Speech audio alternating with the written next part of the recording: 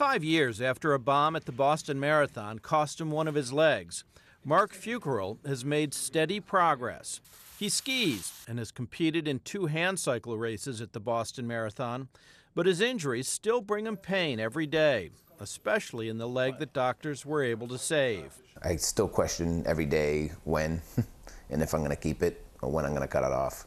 Medical science has made promising advances in amputations and artificial limbs since the attack, due in part to lessons learned by doctors and researchers treating survivors of the attack.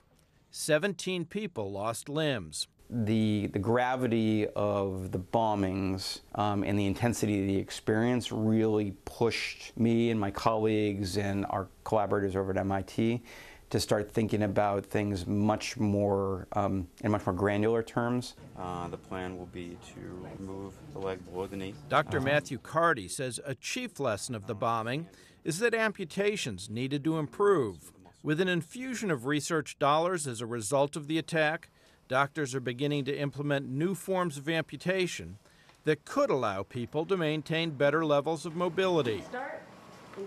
At Boston's Brigham and Women's Hospital, doctors have developed a method that saves tendons that normally are severed during an amputation.